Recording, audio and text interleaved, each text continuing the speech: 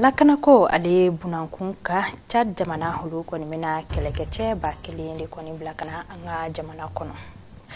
Otameninko hanga ministrim ka baranya shindu jiko ani franco kunyo mahali koni tamake ningati inyeda somaje ma uluka barakelonka. Kakeni farkulu nyenaje kuna funyao ye farkulu nyenaje mbeni ambaru wiliku eskrima o maukoni ye kalamblun soro kakeni ukabara uyasa ulube sega nokoya amfleba kwa hunye kuna funi mabawu ye amina adafara munga kulula soba.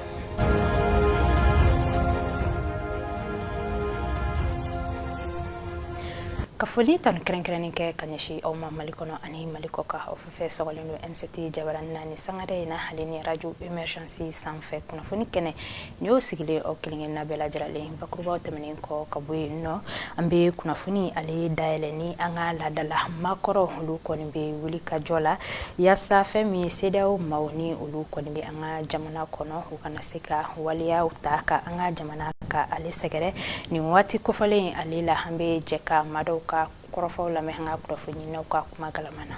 awe fereke abse ka tasma info kachumna amma fo kan desera me ante ka sega nyon fo me ela fara anka ko a ko ni luka kodi o yele dila ka tamo ko luka ton sigirande kama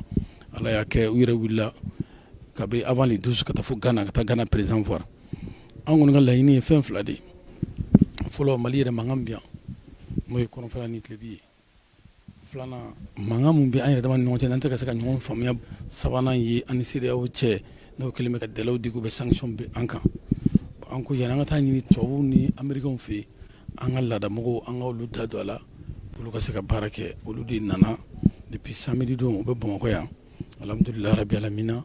wi samedi ke amogo do nana dimanche ulu do nana entre reso nyaro fi bo lundi alhamdulillah rabbil alamin antara ka ta premier ministre fi kunu katlata président de la république fi goto ko akilon fo bo be so mala na wiri nyabala tumna angalla da mogo no ya nganyaro ni turu ni banaba kaw ka tukutula kawi ulu bebe dametongo no anana no ko kuma c'est ça ani église ni conseil mo be kuma la namboro la politique mo ko ni chama wulelento dambe to mo wiaye ka foko bi ko jamana be romina be ko mi bo mo de Mali parce que gongoro be fli yande tagama be ke yande vive ni be fo yande aban be fo ni kuma na bo fo e proni anko kante boni ko nanga se gan dambe ma ni yayi ka fo an sera o era bela fendo de klala on na no ye an dambe an fo an be ma ke utara ka tieni do to an bolo o tien yane ango matrafa ko mine ko nye an fana yo tieni to tien ko noni ko bla an ba fo dew mamara marabaliya amabo dew na bora an ma koro de la minu yere dew bange bagaw yere dambe ton yi be yano ka sababu ke dambe ton wili ka joro de ke ka se farafina jamana do la mi e bene an ba yuba fo ko masakew no ba fo tuba kana roi farafina masakew ka jekulu badobe donc dambe ton wulla ka se ka nyamogo ma bene kati makashi uye ka fo dambe tikila mogo farafina dambe tikila mogo na mo wuli ka jo an yi ka wuli ka jo an ga jamana maliko banto dunde donc ola an tara ani u ka roi ko nyamogo ba no bene o yerebe bene dada donc aye bene ministre des affaires étrangères wile o nongoni bela o bulla kana fi akoko kambalma nana annana pour que anga se ka kuma farafina kan farafina ni o foye jon foye Mali fo ko bo ko an be fe ka wuli ka joke CEDEAO président yoro pour que ka se ka kuma gela min bena ke Mali ka kana kaka le 12 pour que o ka le 12 sigi min be ke embargo kura kana bi Mali ka Patrice Talon ko tekete akoko masakew awni Mali délégation nana ay fara nyogon ka ay tani lettre Ghana président fi o kata dama farafina betola Mali tola anda fe dugu betola ka yira ka fo ko ko aw koni nana an masake nana kana fo ko Mali te se ka black geleya wero kono ka teme folo min kera donc lawtarani lettre kata di Ghana présidence la Ghana président ya soro donc afana ya cici CEDEAO jekulu président bela jelen kelen na ma yani le 12 sigi kake o de la awya ka fo le 12 sigi kera embargo make Malika foi make Malika Ni tun ye jɛkulu danbetɔn maaw ka tɔndon olu ka kɔrɔfɔw ye an bɛ tɛmɛ ni kunnafoniw ye hali bi ka kɛ ni an ka furancɛ fanga ɲɛmaw ni olu kɔni ye yamaruya di Conseil de sécurité Nations Unies maaw ma yaasa fɛn min ye Tchad jamana olu bɛ se ka kɛlɛkɛcɛ ba kelen ko o bila ka na an ka jamana kɔnɔ ni ka lakana ka ale sabati an bɛ an ka kunnafoni naw ka jaw lajɛ. Yasa lakana o bɛ sabati an ka ba Maliba ale kɔnɔna na fɛn min ye an ka jamana lasigiden bɛ o ni ale la ni ale y'a ka yamaruya di Conseil de sécurité maaw ma yasa Tchad jamana olu kɔni bɛ se ka u ka finitigilakaw bila ka na ka an ka jamana lakana ko ni ka an dɛmɛ o baaraw la. I n'a fɔ an ka jamana gouvernement militaire maaw kɔni bɛ a yira an na cogo min na. Tchad kɛlɛkɛcɛ minnu kɔni bɛ nalen an ka jamana kɔnɔ u nakun tɛ dɔwɛrɛ fɛn min ye an ka jamana maaw olu kɔni lakana. Sabula Sahel jamana kɔnɔ n'i ye o ta k'a lajɛ Faransi kɛlɛkɛcɛ maa 450 olu de kɔni bɔra yen nɔ. O tɛmɛnen kɔ Tchadien ka ministre ka baara ɲɛsinnen don u ni jamana wɛrɛ koɲɛw ɲɛnabɔli ma ale kɔni ye a yira k'a fɔ fɛn min ye kɛlɛkɛcɛ ba kelen o de kɔni bɛ nalen an ka jamana kɔnɔ nka a kɔni ye a yira k'a fɔ u bɛ na waati min na ani u bɛna bila jamana yɔrɔ min na olu yɔrɔ kɔni ma fɔ nka bɛnkan kɔni bɛna kɛ u ni Nations Unies maaw cɛ ni yɔrɔ kofɔlen ninnu ani waati kofɔlen na. I n'a fɔ an da sera ma kunnafoni ale bakurubaw la an ka ministre ka baara ɲɛsinnen don jiko ani kuranko koɲɛw ma ale kɔni tagama kɛ dɔgɔkun tɛmɛnen yaasa ka taa i ɲɛda SOMAGEP maaw olu kɔni baara minnu kɛ an bɛ jɛ ka Sumayila Berete ale ka jaw lajɛ. SOMAGEP SA o ɲɛma ni o ye Dramane Kulubali ye fo ka taa se ministre Lamine Seydou Traoré ani maa caman kɔni wulila ka u ka nisɔndiya ka o ta ka ɲɛsin u ka baarakɛyɔrɔ baara kɛlenw olu kɔni ma. N'i ye a ta k'a lajɛ fɛn min kɔni ye Lamine Seydou Traoré ale kɔni nana nin département ye o kɔni na san 2020 a ye laɲiniba 2 ka o kɔni layidu ka o kɔni ta ko o bɛna kɛ baaraba ye a bɛna mun ta ka ɲɛsin Mali jamana ma walasa dɔ bɛ se ka fara a yanga baaraw olu ka cogoya min na fɔ a laɲini don walasa faso Mali o bɛ se ka jɔ cogoya min na. N'i ye a ta bibi na ka lajɛ a kɔni ye a ka nisɔndiya yira kosɛbɛ sabula a ye a yira k'a fɔ ko baara caman kɔni ko o sera ka kɛ mun dɔ bɛ tali kɛ ka dɔ fara jiko o koɲɛw olu kɔni ka Bamako kɔnɔna na kɛrɛnkɛrɛnnenya la marabolo fɔlɔ ni o ye commune fo ka taa se filanan commune D kɔni ma. Wa o kɔni sera ka fɛn caman ka o sigi sen kan mun ni o kɔni bɛ tali kɛ station 2 kɔni mun ni a bɛ tali kɛ 250 mètres cubes a kelen-kelenna bɛɛ lajɛlen kɔni bɛ tali kɛ o kɔni na Lukasunbugu o kɔnɔna na ni o bɛna bila sen kan février kalo tile 28 san 2022 a ko o de bɛ kɛ sababu ye ka ni kura ka o fiyɛ fɛn min ye jiko gɛlɛya min kɔni ni o bɛ Lukasunbugu la walasa ka fɛɛrɛ bɛ se ka siri o kɔni na i n'a fɔ Sulemanibugu Titibugu Fɔnbabugu fo ka taa se Sangarebugu o kɔni ma. Sanga ni nin baaraba kofɔlen ninnu kɔni ye a yira k'a fɔ fɛɛrɛw jɔnjɔnlen kɔni olu bɛna bila sen kan i tali kɛ ka station kuraw ka olu jɔ Forobabugu wa ko o de bɛ kɛ sababu ye ka badenba ka o bɔ jiko gɛlɛya o kɔni na Bamako o n'a Makafo olu kɔnɔna na. SOMAGEP a ɲɛmaaba a kɔni ye foli ta ka ɲɛsin kɛrɛnkɛrɛnnenya la jamana ɲɛmaw olu kɔni ma min kɔni na ka ɲɛsin jiko koɲɛw olu kɔni ma. A kɔni ye a yira k'a fɔ ko wa ko nin baara ninnu ko a tɛna da Bamako dɔrɔn o kɔni ma ko o bɛna nin station ninnu k'u bɛna a sigi marayɔrɔ kelen-kelenna bɛɛ lajɛlen o kɔni kɔnɔna na mun ni a bɛ se fɔ station 72 Bɔɲango o kɔni ma jiko koɲɛ la Mali kɔnɔna na. Sanga ni SOMAGEP SA ka laɲiniw ye. An bɛ tɛmɛ ni kunnafoniw ye hali bi an ka jamana pharmacien olu ka laadala ɲɔgɔnnajɛrɛ min bɛ kɛ san o san min baaraw hukumu kɔnɔ o kɔni ye wele bila officine privée maaw olu ma ni ka ɲɛsin coronavirus banakisɛ ale vaccin carili kan an ka jamana kɔnɔdenw yɔrɔ an bɛ o jaw lajɛ. Kɛnɛya ko ale bunakun ka an ka jamana kɔnɔ laadala ɲɔgɔnnajɛrɛ min bɛ kɛ san o san an ka jamana pharmacien ka lafasatɔn jɛkulu maaw olu kɔni fɛ. Lajɛrɛ kofɔlen min ni a bɛ fɔ ale ma nanzarakan na ko journée scientifique min baaraw senfɛ u kɔni ye kɛnɛya ko kuma caman fɔ halisa fɛn min ye pharmacien des officines privées o cakɛda o bɛ se ka yiriwa nin don kɔfɔlen mun filɛ nin ye cakɛda in ale ka se ka i yɛrɛ sɔrɔ a kɔnɔ ni ka lafasatonjɛkulu maaw dɛmɛ u ka wulikajɔw la ka ɲɛsin kɛnɛya ma ani officine privée yɛrɛ kɔni ɲɛmaaw sa ni olu bɛ se ka u ka baara kɛ tilennenya ale kɔnɔ ani officine privée yɛrɛ kɔni ɲɛmaaw sa ni olu bɛ se ka u ka baara kɛ tilennenya ale kɔnɔ ni lajɛrɛ kɔfɔlen ale kɛnɛ kan Dr Badara Aliyu Wade ni ale kɔni ye officine privée maaw kɔni ka wulikajɔ ka o yira fɛn min ye an ka jamana kɛnɛya ko la u kɔni ka wulikajɔ ka bon kosɛbɛ fura ɲuman olu sɔrɔli la o kɔfɛ a kɔni ye welewele dabila ka ɲɛsin an ka jamana ɲɛmaaw ma kɛrɛnkɛrɛnnenya la minisiriso min ka baara ɲɛsinnen don kɛnɛya ko koɲɛw ma ni ka dɔ fara hali bi wulikajɔw kan yaasa fɛn min kɔni ye furakolon min ni a bɛ feere an ka bɔlɔn kɔnɔnaw la ni an b'a fɔ a ma ko yalayala fura yaasa o bɛ se ka kɛlɛ ka bɔ an ka jamana kɔnɔ ni lajɛrɛ kɔfɔlen ale kɛnɛ kan fɛn min kɔni ye coronavirus banakisɛ ale ye vaccin yaasa o baaraw hali bi nɔgɔya bɛ don olu la u kɔni ye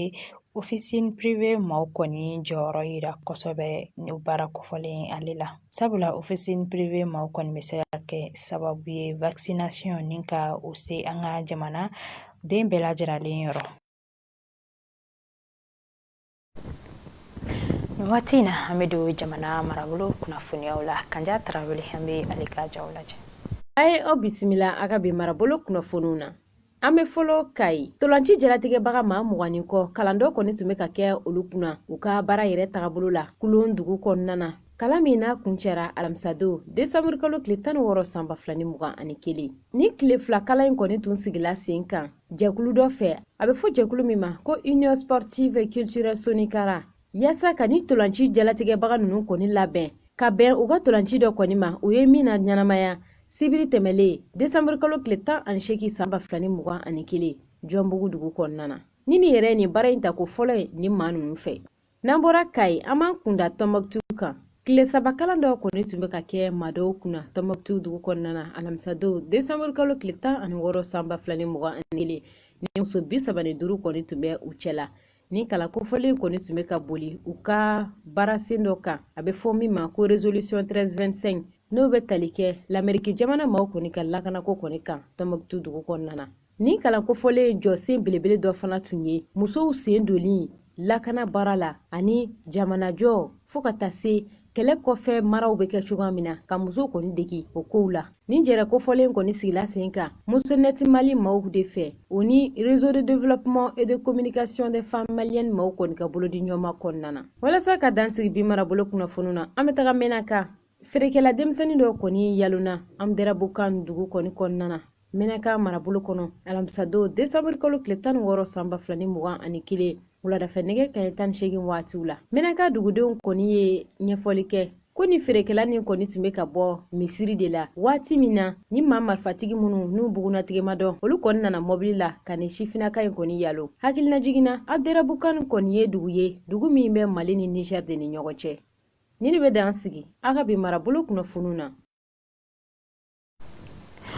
o kunnafoniya de bɛ taa n'a ye an ka jamana kɔkanko kunnafoniw na min jaw farala ɲɔgɔn kan Fatumata Jalo ale fɛ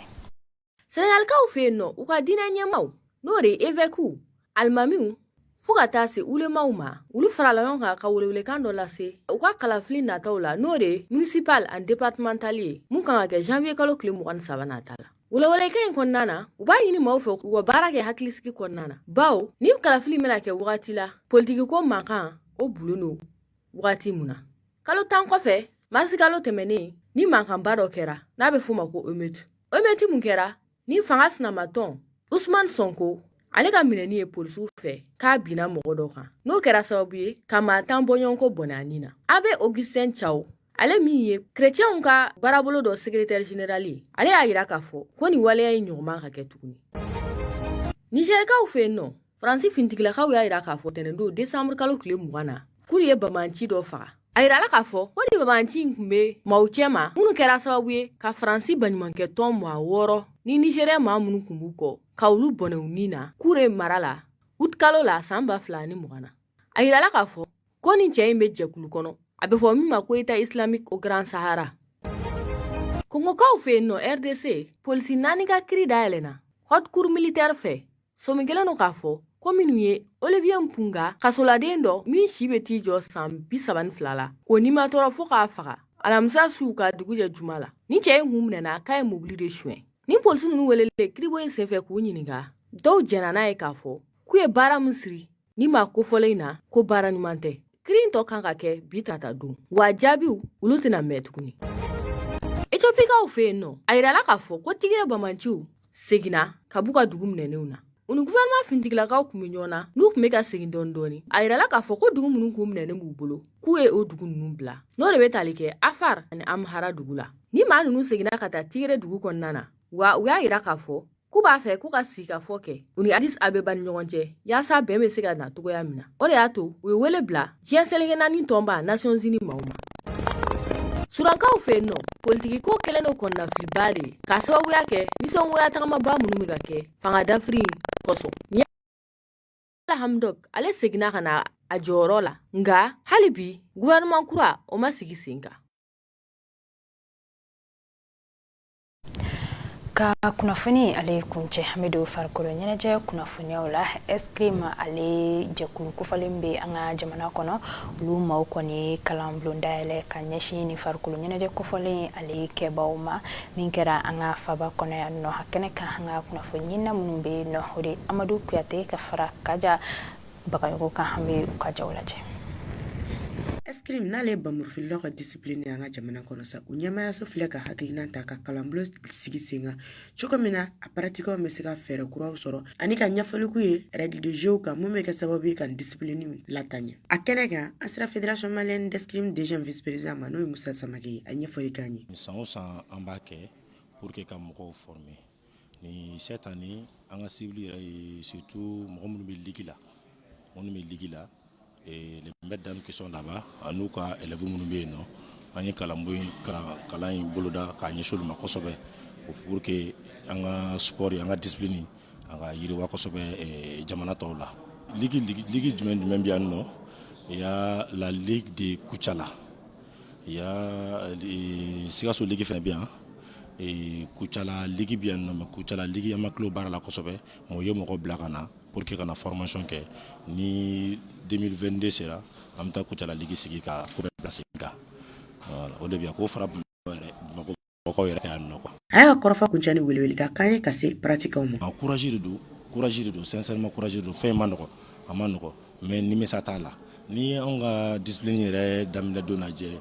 de 2003 à 2004 Mali la kana ye bibi na ame chugomina Mali et ɲɛnajɛ comment dirais-je là et sport kɔnɔna la an ye dɔ kɛ bon k'a yirula an tɛ kulonkɛ la k'a yirula fɛn min don nafa b'a la k'a yirula sinikɛnɛ ma u bɛ nafa fɛnɛ sɔrɔ a la tuguni donc n'u ye courage ta anw bɛ jɔyɔrɔ fɛn fɛn la nin na sinikɛnɛ ma olu de fɛnɛ bila k'o jɔyɔrɔ ta donc on leur fait confiance o la an y'u wele ka na ni Ala ni kira sɔnna ma fɛnɛ je sais que u bɛ résultat ɲuman d'an ma parce que l'escrime discipline de don et puis c'est la famille. Ni kalanbulon min sigilen filɛ fédération malienne d'escrime fɛ sa an bɛ se k'a fɔ k'a nafa bonyana kosɛbɛ ka d'a kan kalanbulon kɛlen filɛ cɛden minnu musolaka minnu kun sa ninnu fana na kɛ maaw ye don n'a nataw la mun na wuli ka se maa tɔw ma ka nin hakilina falen kɛ u n'olu fana ni ɲɔgɔn cɛ cogo min na nin discipline bɛ se ka yakubaya an ka jamana kɔnɔ. An filɛbagaw ni ne kɛra aw garijɛgɛ kunnafoni ko la an ka wuli ka jɔ n'an ka cɛsiri kunnafoni jɛlen minnu sɔrɔ ka di aw ma o de kɛra ninnu ye aw ni ce aw ka filɛli cogo ɲuman na aw sɔgɔlen ka to MZT Jabara na aw k'an bɛn ni kɛnɛ ɲɔgɔn wɛrɛ kan.